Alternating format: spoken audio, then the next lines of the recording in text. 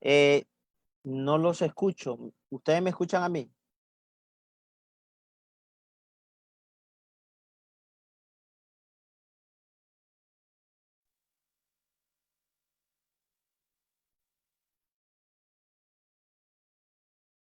Iniciar, dice. Nuestra conversación del día de hoy, estamos una vez más para continuar con lo que veníamos tratando sobre,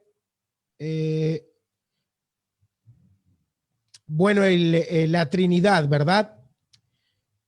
Vamos a ver, solicitar para reactivar audio.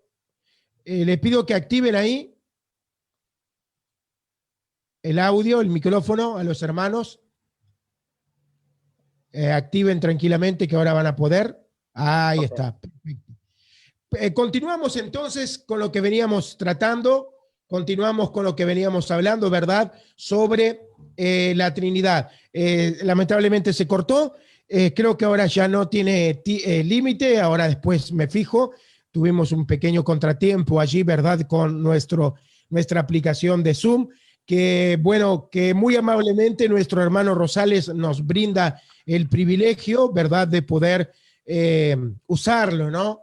Porque en realidad yo no lo tengo en modo pro, es el hermano Rosales el que me brinda esa posibilidad y bueno, tuvimos un pequeño contratiempo allí, ¿ok? Así que continuamos con ustedes entonces, continuamos con el hermano Omar que nos contaba un poco sobre él decía que si era complicado a veces poder explicar un poco el tema de la Trinidad, cuánto más complicado es poder relacionar la unicidad con las escrituras. Sí, por supuesto, no es complicado, es imposible, ¿no, hermano Omar?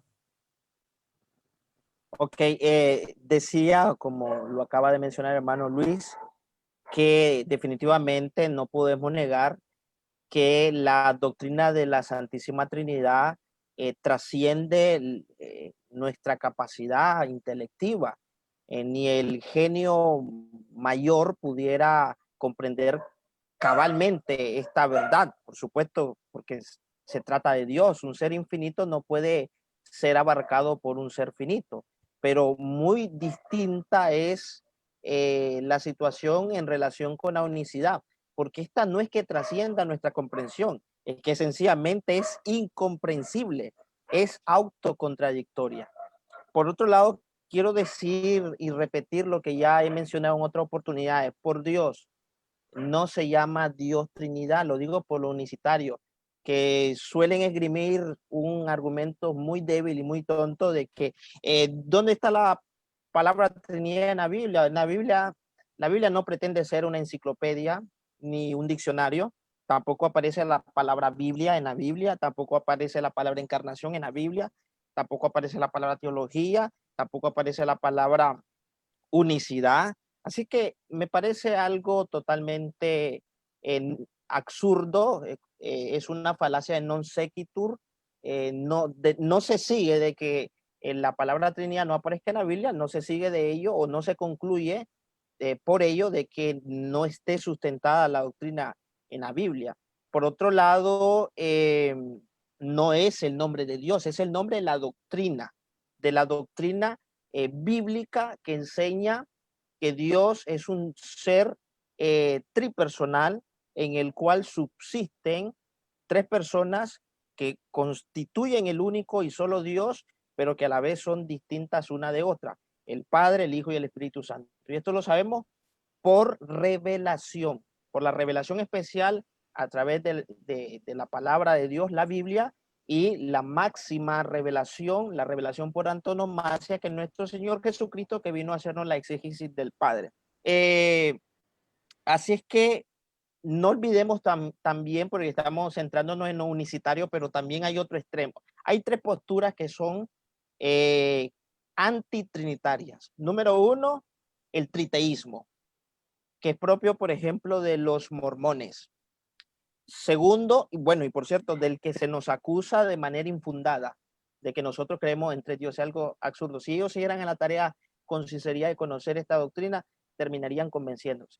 segundo es el unicitarismo moderno, porque ya sabemos que el monarquianismo modalístico que surge allá en el segundo siglo, recuerden un movimiento que se llamó patripacianismo, que decía que el padre había muerto en la cruz, de ahí el término patripacianismo. El modalismo moderno lo encarnan estas iglesias unicitarias. Hay una iglesia muy pujante, y digo iglesia no porque lo sean realmente. Me refiero a la iglesia o a la Congregación Pentecostales Unidas de Colombia. Están también las iglesias apostólicas de la fe en Cristo Jesús, que tienen una fuerte presencia en México. Acá en Nicaragua hay también bastante. Pero no nos olvidemos del unitarismo, que también niegan la Trinidad, pero que van más lejos todavía que el unicitario, porque ellos niegan la divinidad del Hijo y del Espíritu Santo, y los modernos los modernos unitarios, monarquianistas dinámicos que le llaman, son los famosos testigos de Jehová, los ruselistas, que enseñan que Dios es uno. Sí, nosotros creemos que Dios es uno. Shema Israel, Adonai Elohim, Adonai Echad, pero ese Echad habla de una pluralidad en la unidad divina. Y estos también rechazan la Trinidad, pero va más lejos, repito, porque ellos no creen que Jesucristo sea Dios, ni que el Espíritu Santo sea ni Dios ni persona. Estos blasfeman contra el Espíritu Santo. Bueno, respecto a mi proceso de conversión, me gustaría, para no monopolizar la palabra, pues decirlo en la próxima ronda. Está bien, mi hermano. Muy buena exposición. Allá en Washington, sabe que este programa es una serie. Lo que pasa es que en escatología nos quedamos con el hermano Arlington. Por allá, por el estado de Washington, Dios te bendiga, mi hermano Luis Rosales. Tú tienes que venir, pero ya con el punto de la historia. Estamos haciendo una presentación de la Trinidad, mi hermano. El hermano Leonardo dio una muy buena exposición, de acuerdo a lo que es la introducción. El hermano Omar, les voy a pedir algo que no es por mí, sino por los oyentes. Hermano, cuando utilicen una palabra, por ejemplo, utilizaste la palabra en latín sobre el argumento, o cuando utilices una palabra como muy complicada, muy compleja, por favor, da el significado de la palabra. ¿Me entiendes? No por nosotros, o sea, sino porque tal vez el que está escuchando te va a preguntar, bueno, ¿qué significa eso? ¿Y qué quiso decir aquello? La idea de la pedagogía es que todos entendamos, y estamos en un nivel donde tal vez muchos desconocen la doctrina, o tal vez muchos están influenciados por los unicitarios. Mi hermano Leonardo, puedes empezar con la Biblia. O sea, vamos a meternos en la Biblia un poquito. Amén. Bien, aquí la tengo, las escrituras. Te escucho. Bien, antes de iniciar, quiero aclarar a las personas que si son unicitarios viendo esto es una charla, ¿ok? Sobre este tema. O sea, nosotros no estamos aquí para estar respondiendo a todas las preguntas que ustedes tengan. Si gustan escuchar, pues son bienvenidos. Si no, pues, también tienen muchas cosas ustedes que hacer. Se les respeta su tiempo. Bien, hay un pasaje aquí interesante que es en Mateo 16, 15 y 16, que es uno de mis pasajes favoritos. Y bueno, el verso 17, Jesús les dijo, ¿y vosotros quién decís que soy yo? Este texto, pues en versículos anteriores Jesús le dice, ¿quiénes dicen los hombres que soy yo? Uno dicen que tú eres Jeremías o otro profeta resucitado. Y él les pregunta, ¿y ustedes quiénes dicen que soy yo? Luego se levanta Pedro y les dice lo siguiente, y cito, tú eres el Cristo, el Hijo del Dios viviente. Ahora bien, Jesús a esto le responde lo siguiente, bienaventurado eres Simón, hijo de Jonás, porque no te lo reveló carne ni sangre, sino mi Padre que está en los cielos. Aquí es interesante que la verdad de que Jesús es hijo de Dios y que es el Mesías es algo que Pedro lo recibió por revelación divina. No es algo que, o sea, si hijo de Dios se refiriera a algo que Jesús simplemente era un hombre, pues no parece tanto como que sea una revelación divina. Todo el mundo sabía que Jesús era un hombre, evidentemente. Sino que aquí hay un concepto más profundo. Jesús es hijo de Dios. Y bueno, lo que nos desarrolla el Evangelio de Juan sobre todo es que hijo está asociado con filiación divina. Por ejemplo, en las veces que Jesús se identifica como hijo de Dios, ellos querían matarlo porque él decía ser igual a Dios. Por ejemplo, en Juan 5, 17 al 19, y Jesús dice, mi padre hasta ahora trabaja y yo trabajo en un día sábado. Y ellos querían apedrearlo porque él decía que Dios era su propio padre haciéndose igual a Dios. O sea, ellos entendían eso. Ahora, hay que tomar en cuenta que los judíos, en Juan 8, ellos dicen, un padre tenemos que es Dios, porque Jesús les dijo, ustedes son de su padre, hijo de su padre, el diablo. Y ellos dicen, no, tenemos un solo padre que es Dios. Ahora, si ellos entendían que eran hijos de Dios, ¿cuál era el problema que Jesús dijera ser hijo de Dios? ¿No son todos los judíos hijos de Dios? Pues parece que hay un problema, ¿verdad? Porque Jesús no lo está afirmando como ellos lo afirman. No es que Jesús se está afirmando ser hijo según el pacto con Abraham, sino que él es hijo en un sentido divino. ¿A qué me refiero? Que él es hijo natural, que él posee divinidad al igual que Dios. Por ejemplo, nosotros por la fe somos adoptados como hijos de Dios, pero seguimos siendo humanos, tenemos una naturaleza humana y siempre vamos a ser humanos. Pero Jesús afirma que aparte de que él es un hombre, que él tiene divinidad, o eso lo implica con su declaración de hijo de Dios. Otro ejemplo lo vemos en Juan 10, cuando él está hablando con otros judíos y les dice, mi padre, las ovejas que yo tengo nadie las quita en mi mano ni en la mano de mi padre. Y después dice, yo y el padre no somos, y empiezan a altercar otra vez con ellos diciéndole, tú, Jesús le dice, bueno, ¿por cuál obra me quieren apedrear? Le dicen, bueno, no es por la obra, sino por la blasfemia, porque tú siendo hombre te haces Dios. Y Jesús argumenta que, bueno, también en el Antiguo Testamento hombres fueron llamados Dios y él más con razón, él debe ser llamado hijo de Dios porque fue santificado, enviado por el Padre. Y aquí lo interesante es que Jesús dice que él no blasfema al decir que él es hijo de Dios. Ellos sí, pero la pregunta es ¿por qué? ¿Por qué ellos tenían que querer apedrear a Jesús por afirmar ser hijo de Dios? Ellos dos veces hay el mismo ejemplo. Al él afirmar ser hijo de Dios, él lo ha afirmado en un sentido diferente. Otro ejemplo lo vemos en Juan 19:7. Cuando Pilato le pregunta acerca de él, y ellos le dicen, dice así, según nosotros tenemos una ley, según nuestra ley, él debe morir porque se hizo a sí mismo hijo de Dios. Otra vez, ¿cuál es el problema en que Jesús afirmara ser hijo de Dios? Que él lo afirmaba en un sentido otra vez diferente, en que él es divino, tenía divinidad. Y para rematar, cuando Jesús lo preguntan en el concilio de los sacerdotes, cuando Judas lo entrega, dicen, dinos, ¿eres el Cristo, el Hijo del Dios viviente? Y él dice, sí, lo soy. Está narrado en los tres evangelios, Marcos, Mateo y Lucas.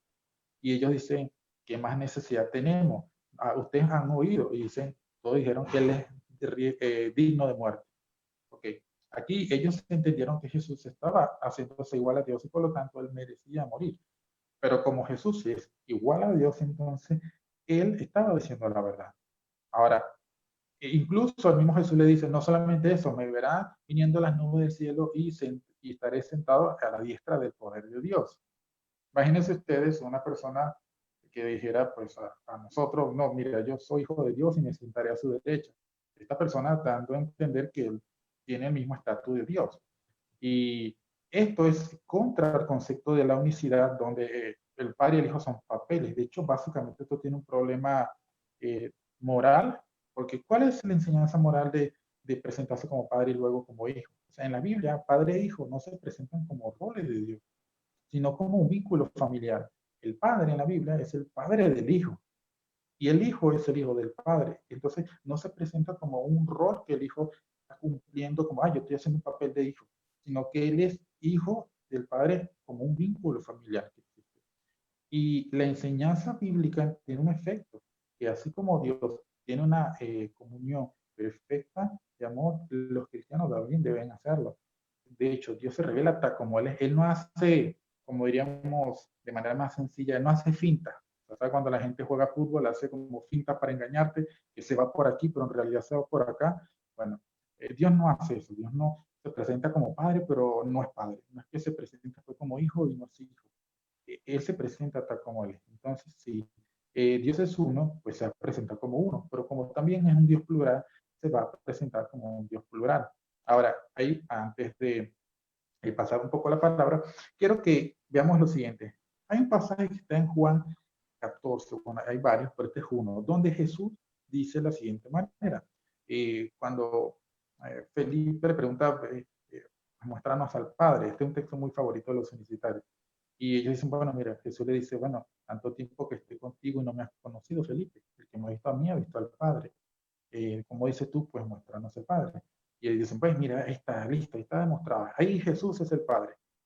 El problema acá es, bueno, es de comprensión lectora, de no entender lo que en realidad eso está significando. Y no entender ni siquiera el mensaje de Jesús en todo el contexto de la carta de Juan, de cómo Jesús más de una vez expresa que aquí conocer al Padre y conocer al Hijo es un vínculo relacional. Por ejemplo, Juan 17 dice, en esto consiste la vida eterna, que te conozcan a ti, el único Dios verdadero, y a Jesucristo. A la vida eterna viene conocer al Padre y al Hijo. Y en este mismo sentido, cuando Jesús dice, el que me conoce a mí, pues conoce al Padre, entonces vemos la unidad perfecta. Y de hecho, el mismo Jesús le pregunta y le dice, ¿acaso no crees que yo soy o yo estoy, cualquiera de las dos traducciones posibles, yo estoy en el Padre y el Padre es en mí? Esto rompe nuestros esquemas porque, como una vez mencionó una hermana, de pronto yo puedo meter, yo tengo la Biblia aquí, yo la puedo meter en una caja. Pues si la Biblia está en la caja, pero yo no puedo meter la caja en la Biblia. Eso, pues para nosotros que vivimos un mundo tridimensional, eso es, pues no cabería. Entonces, aquí Jesús se nos presenta rompiendo los esquemas. Y en el capítulo, más adelante, en el mismo capítulo 14, dice, el que ama mi palabra, el que me ama guardará mis mandamientos, mis palabras. Y mi Padre y yo vendremos, término en plural, a él y haremos morada con él. Y eso hace una referencia a la futura presencia del Espíritu Santo que ocurriría a partir de Pentecostés.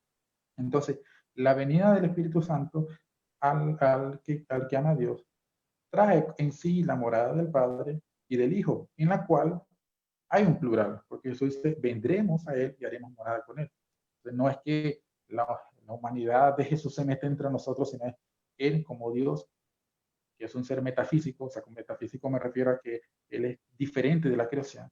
Él pues habita en todos los creyentes, el Padre, el Hijo y el Espíritu Santo. Entonces, esto es lo que puedo comentar en el momento y paso la palabra a mi hermano Luis Artigen. Muy bien, mi hermano. Bastante bien, bastante bien. El hermano Omar también dio parte de la argumentación, porque recuerden que es apologética también. Es incoherente y es utilizar falacias al ir en contra de lo que la Biblia enseña. Es como encontrarse de que lo que yo llamo a veces teología de hueco. O sea, voy bien, y de repente un hueco. Al encontrarme en esos versículos que tanto defienden ellos, que tanto hay hueco y entonces tienen que transcurrir a las falacias circulares, llegar a las falacias circulares para poder dar a entender, no, tú estás equivocado. Y ahí comienzan los círculos y siempre son los mismos círculos. Nosotros, el hermano Andrés, él es colombiano, él vive en México. De repente está viendo o lo verá el programa. Nosotros a veces nos preguntamos, y no es una falacia ad hominem ni nada de eso, sino de que cómo es la oración de aquellos que están en la universidad. O sea, si la oración es Padre nuestro que estás en el cielo, santificado sea tu nombre, como él enseñó. Entonces, si es una oración coherente, sería la de ellos. Padre, tú que eres el mismo Hijo que también estás en el cielo y en la tierra. Santificado sea tu nombre, venga tu reino, pero ya siendo yo el Hijo, también lo di. O sea, entonces la oración, ¿cómo es?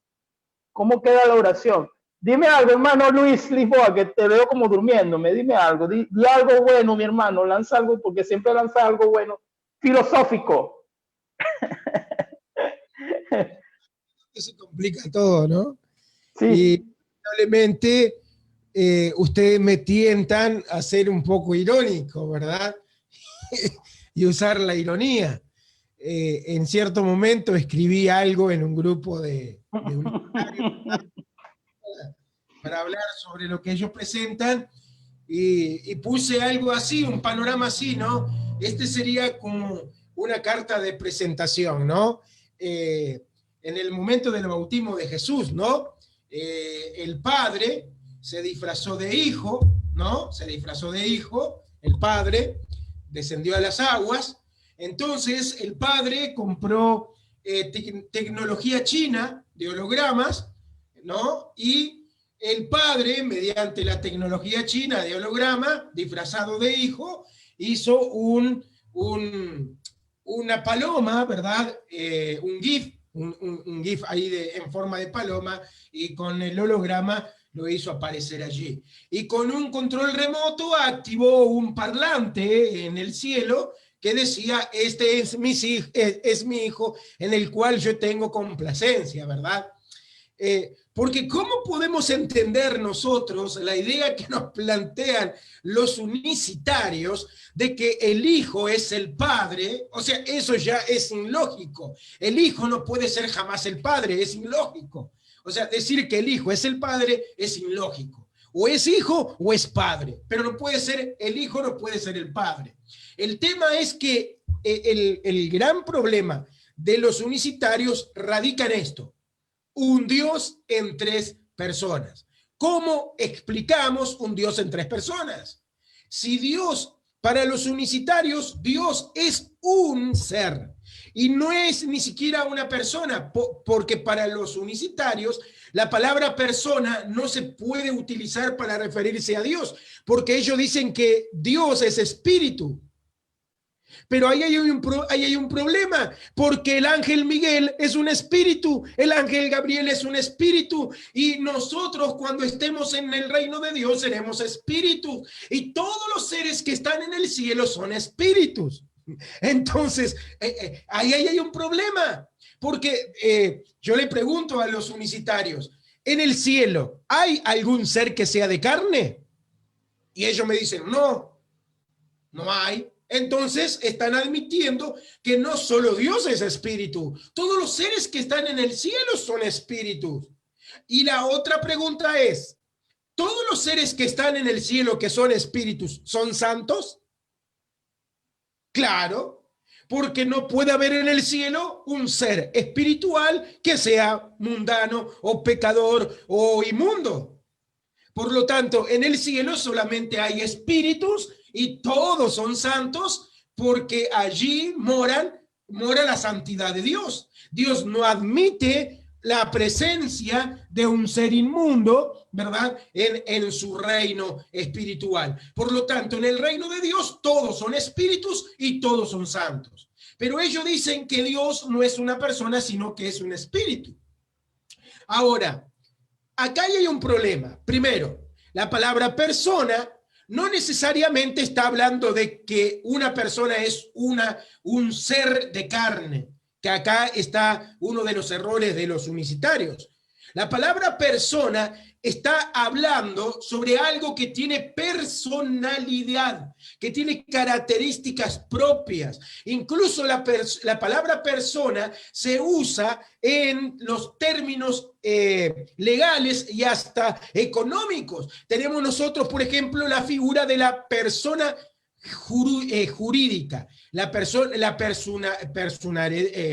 jurídica, la persona judicial, puede ser una empresa, pero sin embargo, en términos legales o en términos, podemos decir, comerciales o etcétera, se usa la palabra persona jurídica, que no está haciendo referencia a una persona de carne, está haciendo referencia a una empresa. ¿Pero por qué se le llama persona? Porque tiene características, porque tiene ciertas formas. Por eso se le llama personas.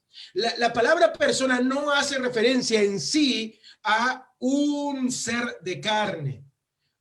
Pueden haber seres espirituales, son personas porque tienen personalidades.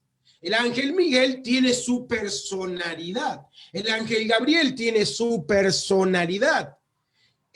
Los querubines tienen sus personalidades, los serafines tienen sus personalidades y Dios tiene su propia personalidad. Por lo tanto, Dios es una persona, pero podemos decir que en tres personas, porque Dios es un ente en tres personas, en la persona del Padre, en la persona del Hijo y en la persona del Espíritu Santo. Y se nos va terminando el tiempo, 10 minutos de nuevo. Me aparece ahí cartelito, Luis Alfinja. No, mi hermano, pero vamos a ir concluyendo porque la introducción está muy buena. Vamos a ir concluyendo. Necesito que el hermano, o sea, que te agarre 5 y 5 y para concluir, que el hermano Omar, puedes contarnos, porque me dejaste un poquito, ¿cómo fue que el Señor, o sea, el Señor Jesucristo te llamó para que los que estén viendo tengan esa perspectiva? ¿Cómo llegas tú a la verdad? O sea, estamos hablando del tema de la Trinidad. ¿Cómo fue que el Espíritu Santo te iluminó, trató contigo? ¿Puedes contarnos, por favor? ¿Qué versículo? ¿Qué fue lo que pasó en tu mente? ¿O lo estás analizando para contarlo? Prende el micrófono, prende el micrófono. Ok, voy a tratar de sintetizarlo. Es una historia, ¿verdad? Que tiene su contexto, pero voy a resumirlo. ¿Cómo se da mi conversión? Yo lo atribuyo a lo que tú decías. El Espíritu Santo me iluminó. Recordemos que una de las obras del Espíritu Santo es revelar algo nuevo. No. Una de las obras del Espíritu Santo es recordarnos todas las cosas, traer a la memoria la palabra del Señor e iluminarnos el entendimiento de tal manera que podamos comprender no solo la letra, sino también el sentido, el mensaje explícito e implícito en cada una de las oraciones que encontramos en la palabra del Señor. El Espíritu Santo entonces me abrió los ojos del entendimiento de tal manera que comencé a tener dudas. Hay algo que es un poco chistoso, porque al parecer los unicitarios creen que Jesucristo practicaba el ventriloquismo y que en el bautismo, cuando se oyó la voz del Padre, era Jesús que estaba hablando con el estómago, algo así como un ventríloco. Eh, por supuesto que es totalmente absurdo. Entonces, mi conversión se da porque cuando estoy profundizando en mis estudios bíblicos, porque siempre he tenido esta característica y cuánto me gustaría que todos la compartieran. Yo sé que hay muchos, pero no todos. Me refiero a que los cristianos no aceptemos cualquier cosa. No aceptemos algo solo porque lo dice este pastor, este teólogo. No, no, no, no. Examinemos todas las cosas a la luz de la Escritura. Y pese a toda la información y el bombardeo que me hacían, yo leía por cuenta propia y estudiaba la palabra del Señor. Y encontré y comencé a encontrar una serie de contradicciones. Pero Jesús, si la humanidad es la carne, ¿verdad? Y la divinidad es el Padre, el Espíritu que habita y que da vida a esa carne que viene a ser el Hijo, porque ellos dicen que el Padre es Espíritu y es el mismo Espíritu Santo, ¿verdad? La misma persona, el Espíritu Santo, y que el Hijo no es más que el rol de Dios en la época de la redención y que constituye la naturaleza humana. Es decir, que en Cristo hay una naturaleza humana de provista de personalidad y hay un espíritu que anima a un cuerpo sin alma. Ya un poco complejo. Entonces comencé a notar esas contradicciones, esas inconsistencias e incoherencias de que como Jesús, si es el Padre, puede orarle a su Padre. Cómo Jesús puede, Jesús no estaba fingiendo, por ejemplo, en la oración de Getsemaní, cuando derrama grandes gotas de sudor como si fueran gotas de sangre y dice, y se aparta, ¿verdad? Se aparta de sus discípulos por una hora y comienza a orar una oración. Lo más difícil que Jesús tuvo que afrontar no fue en la cruz, fue en Getsemaní. Y Jesús le ora a su Padre. Y una de las cosas que nos relatan los evangelios es aquella profunda oración desgarradora, incluso cuando Jesús dice: Padre, mi alma está triste hasta la muerte. Si es posible, pase de mí esta copa.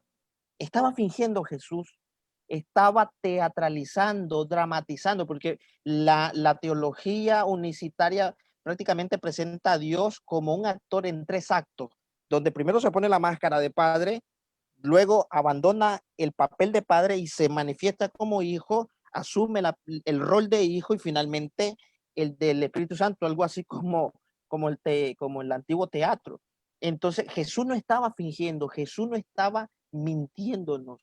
Jesús, que es Dios y que es la verdad encarnada, no podría mentirnos ni inducirnos a ningún tipo de engaño, ni de la manera más remota. Sin embargo, si Jesucristo es el Padre, prácticamente se deduce de esto, de que él estaba fingiendo orarle a alguien distinto a él, a una persona distinta, no a un Dios distinto, a una persona distinta con esa carga espiritual, pero en realidad se trataba de la misma persona.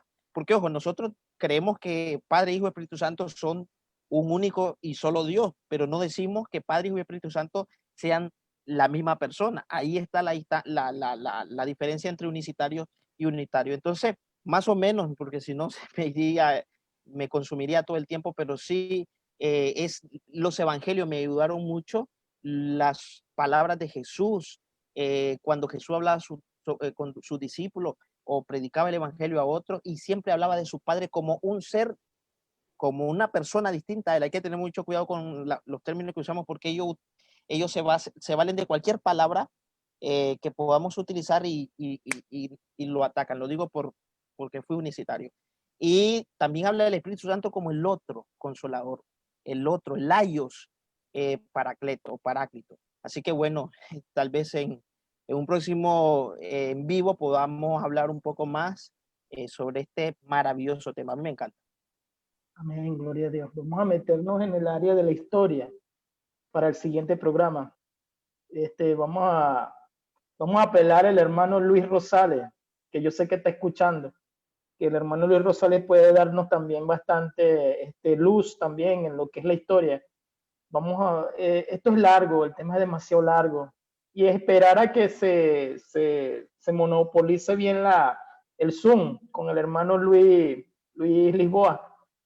Podemos hablar en el siguiente tema sobre la historia, para comenzar de una vez, meternos de lleno al primer siglo, segundo siglo, ir comunicando esto, hermanos, si es preciso, cada domingo, si podemos, si es la voluntad de Dios, si se puede, vamos a ir profundizando en esto y se va a ir formando el tema en sí, se va a ir formando.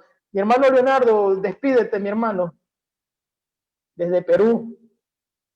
Creo que Trujillo. Bien, unas breves palabras entonces antes de que se corte. Fíjense lo siguiente, es muy importante reflexionar en este tema. De esto depende nuestra vida, porque nuestra salvación, Jesús dice nuevamente, en esto consiste la vida eterna y que te conozcan a ti, el único Dios verdadero, y a Jesucristo. Si alguien, por ejemplo, quiere conocer estos temas, pues mira, hay mucha información en Internet. Les pido que lo haga primero en oración y que analice todos los puntos de vista con objetividad. Y no simplemente, por ejemplo, yo creo una postura y la ataco así porque simplemente es diferente de la mía. No, simplemente analicemos los puntos de vista y le pedimos a Dios que nos ayude. Ahora, entonces, para tocar un punto particular, la doctrina de la Trinidad es la doctrina que ha sido creída desde el principio de la Iglesia hasta el día de hoy, se ha sostenido, y es la única que tiene un fundamento sólido en cuanto a su definición. Tú puedes ver un unicitario que te sale con un concepto, otro con otro. Incluso a veces pasa con algunas personas que creen en la Trinidad, tienen ciertas confusiones, pero tenemos al menos digamos, o al menos lo que no somos, yo no soy contra confesiones ni contra credos, o sea, no soy anticredo ni anticonfesión. Creo que los credos y las confesiones tienen digamos, un buen uso. Como herramienta te pueden permitir tener una referencia histórica a la doctrina que se ha creído. Por supuesto, no le daremos quizás el mismo estatus de inspiración, pero tiene su referencia. Entonces, la Iglesia ha definido este tema de la Trinidad, y a la hora de nosotros conocer, si queremos indagar, podemos verlo allí, y también podemos verlo desde el punto de vista bíblico, que es lo más importante.